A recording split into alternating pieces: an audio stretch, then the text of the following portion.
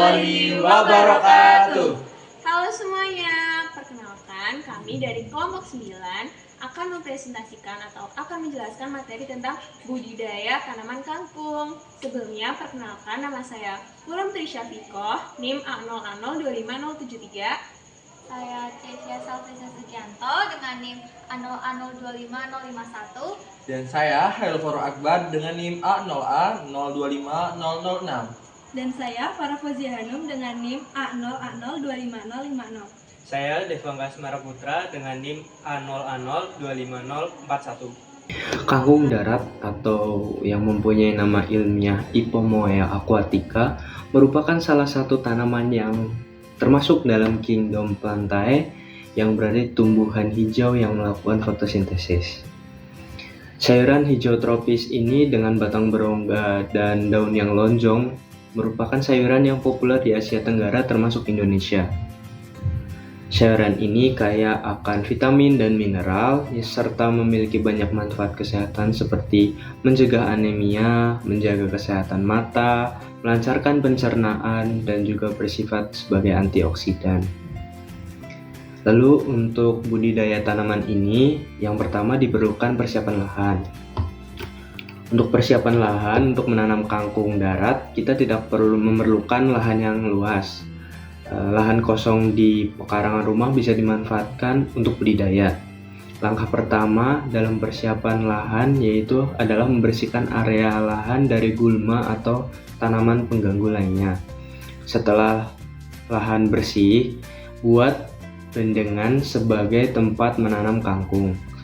Bendengan ini akan membantu menghemat biaya dan juga memudahkan dalam proses perawatan tanaman.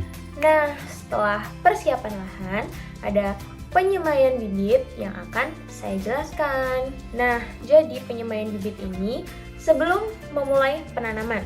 Sebaiknya kita itu membeli benih kangkung dari toko pertanian yang punya sertifikat. Hal ini tuh penting banget untuk memastikan kualitas bibit yang baik sehingga tanaman kangkung dapat tumbuh dengan subur.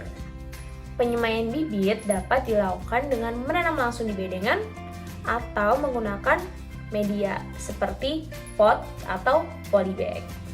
Di sini saya akan menjelaskan bagian dari proses budidaya kangkung yaitu panen. Kangkung dapat dipanen sekitar 3-4 minggu.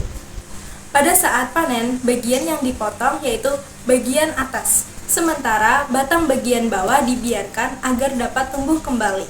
Dengan demikian, tanaman kangkung dapat dipanen secara berulang kali, tergantung pada kualitas perawatan yang dilakukan. Setelah panen pertama, tanaman kangkung bisa tumbuh kembali asalkan dirawat dengan baik.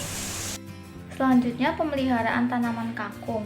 Yang pertama ada penyiraman tanaman terutama pada pagi dan sore hari agar tanaman bisa tumbuh dengan subur.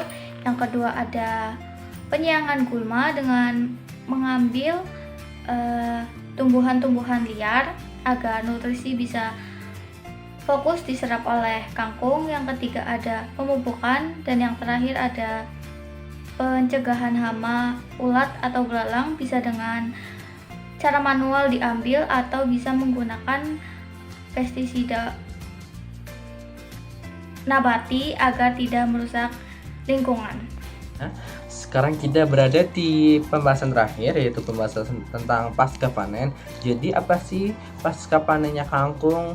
Nah, jadi pasca panennya kangkung itu bisa dilakukan berbagai macam, seperti langsung dijual atau enggak kayak diolah berbagai makanan seperti cemilan atau enggak kayak dibikin sayur seperti sayur ucak kangkung atau enggak tumis kangkung. Nah, di berbagai cemilan itu bisa dibikin yaitu sebagai keripik kangkung atau enggak yang lainnya teman-teman. Nah, itu adalah pasca panennya kangkung. Terima kasih, dadah.